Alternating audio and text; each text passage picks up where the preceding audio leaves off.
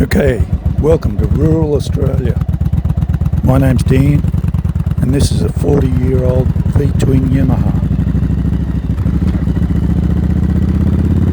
First up, let's go for a ride through this very cool street lined with these magical looking trees. They kind of look like they belong in some sort of haunted forest really. And then if you hang around, I'll take you for a ride under some cool old bridges and railway viaducts. Oh, before you guys leave quickly, would you do a small, tiny, minuscule channel a big favour and throw me a sub and a like? Help me grow. That's pretty unique. These people have an old steam engine in their front yard. Don't see that much anymore. And later on in the video we'll ride past a nice old church and an old cathedral.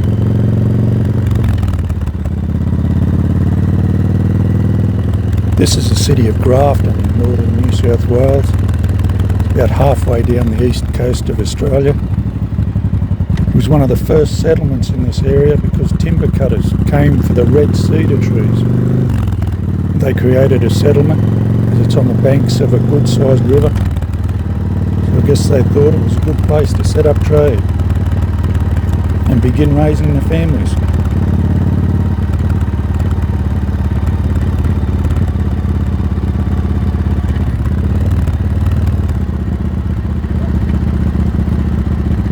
Now, on this old bike, the speedos are miles.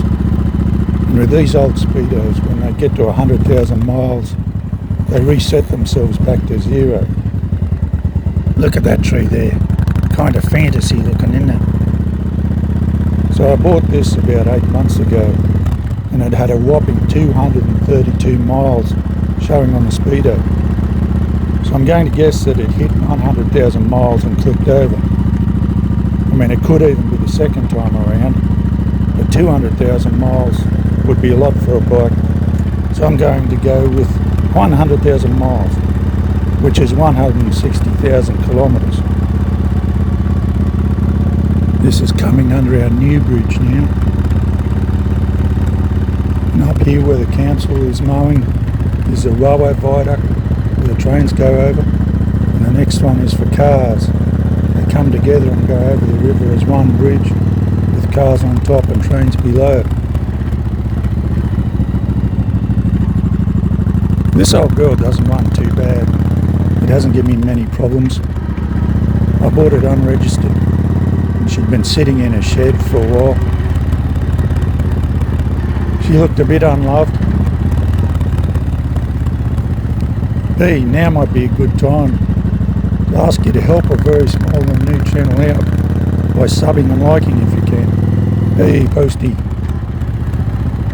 Anyway, I'd been looking for a bike for a while and was told about this one by my father, who had just bought an even older bike off this guy.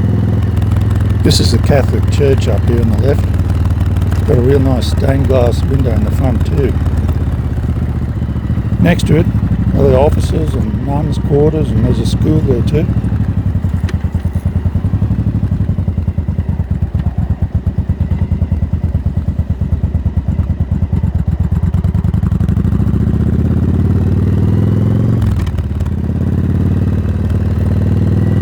On the left here where this motel is, used to be a mobile service station.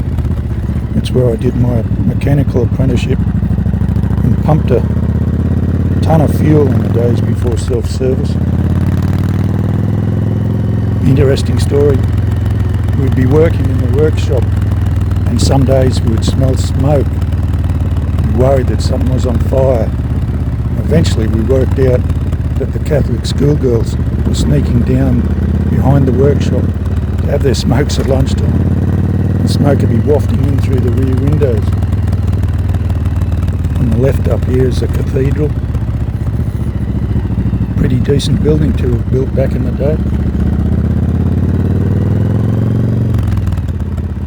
Anyway, my old man told me that he had seen this big black cruiser looking bike sitting in the back of the shed, and the guy said he only wanted 1,500 Aussie dollars for it.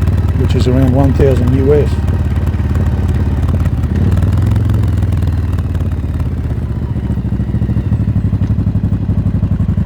So I asked the old man to get in touch with the seller and find out more about it.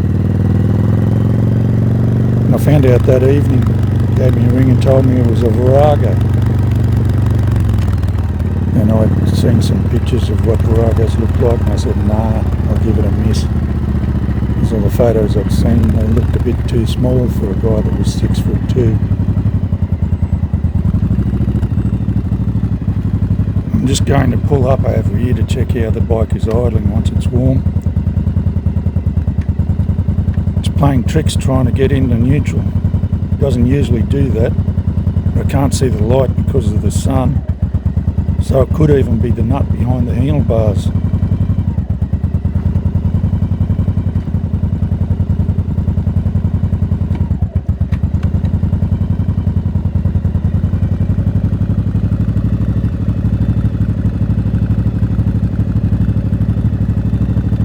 Seems to be idling a bit high, but the adjuster screw is too hard to adjust by hand.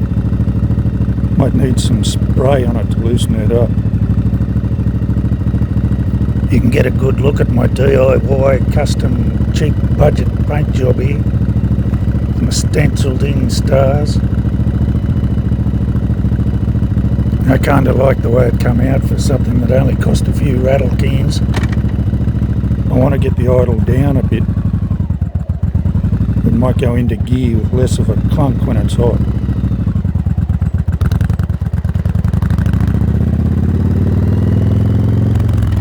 So anyway, that afternoon we went to have a look at the bike. Paint was just dull black, the chrome and stainless had surface rust in places. The paint on the frame was flaking in areas. There were signs of oil leaks. It had a dodgy starting now and then issue, and the tyres were cracked on the walls from old age. So at first glance it didn't seem to have lots going for it, except that it was close and cheap.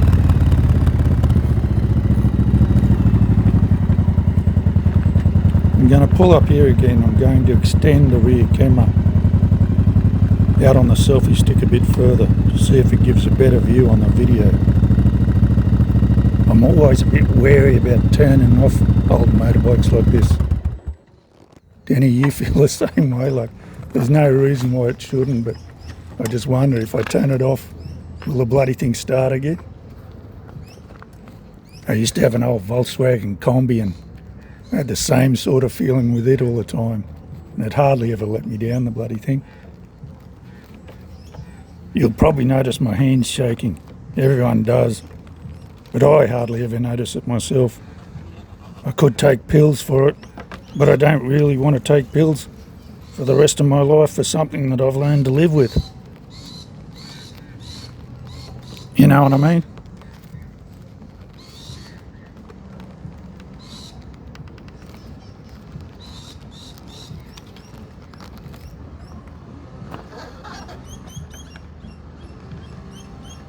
Righto, getting that away from the bike a bit more should give a better view from behind. So you've got a Maltese cross for a brake light on top of the sissy bar.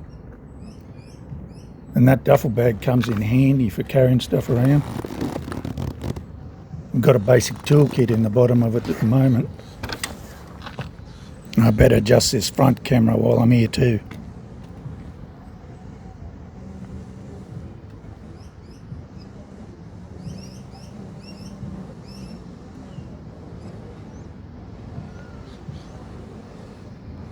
Man, you can really notice the shakes there. Or maybe we're having a bloody earthquake.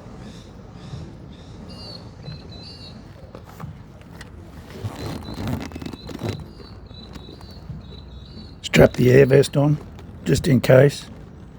Because I'd hate to be flying through the air one day and thinking, shit, wish I had that vest on. Wish I had that $150 vest on.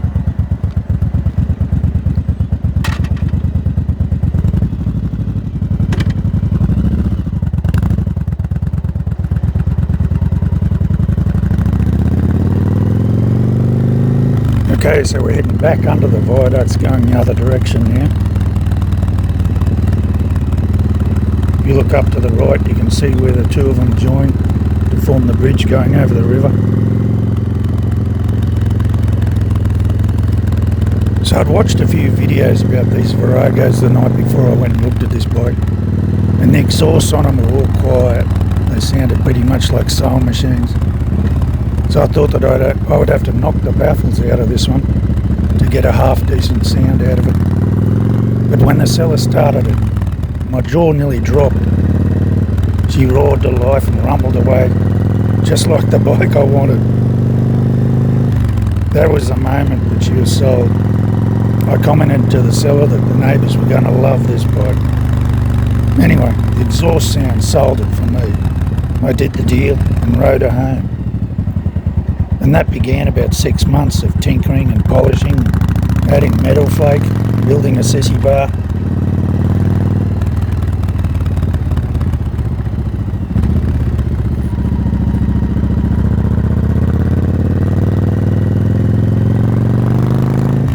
It cost more than I expected in the end. There were bearings and hoses, and triple trees and oil leaks and tyres and electrical. It took a while to get sorted, but it was fun having a project to do. This is the river. You wouldn't want to be riding around drunk, or you could go into the drink. Especially as there is an actual boat ramp just one street further down. So the mistake could be made under the right or the wrong circumstances, and a driver could go flying over the edge, theoretically. Lucky we're all responsible grown-ups and no one does that sort of thing anymore.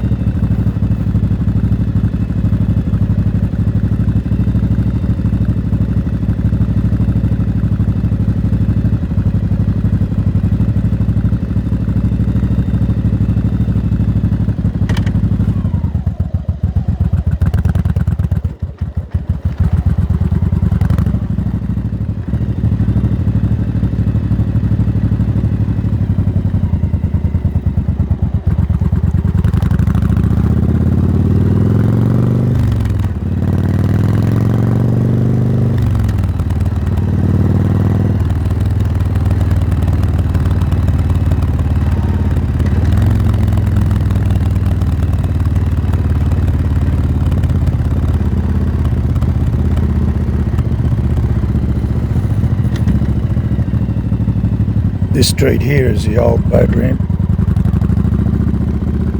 We've had a lot of rain over the last 6 to 8 weeks, and the river flooded about a month ago, so there's a bit of mud around.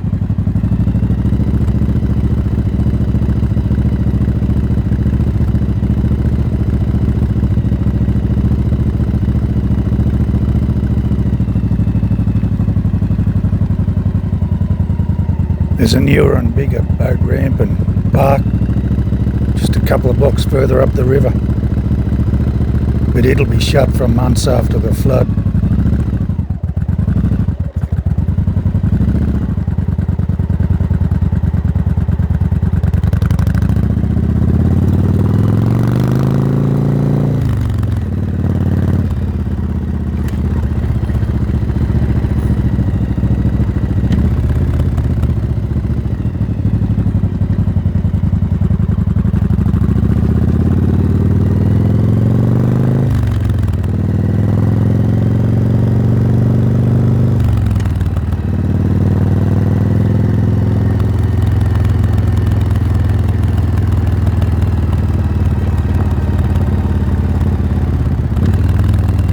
So what do I have to do with this channel? Well, keep riding, making videos, learn, get better, deliver better videos and more entertaining videos, visit some nice spots along the way. Maybe I'll move up into a Heritage or a Fat Boy, or my ultimate dream bike, if I could find the right one at the right time for the right budget, would be some sort of a long fork chopper. Because this old girl does feel a bit small around the leg and seating area, and I'd like to be able to do some longer riding in the future. particularly after at least 1,000 of you guys all subscribe and watch, and YouTube starts paying me to ride around all day.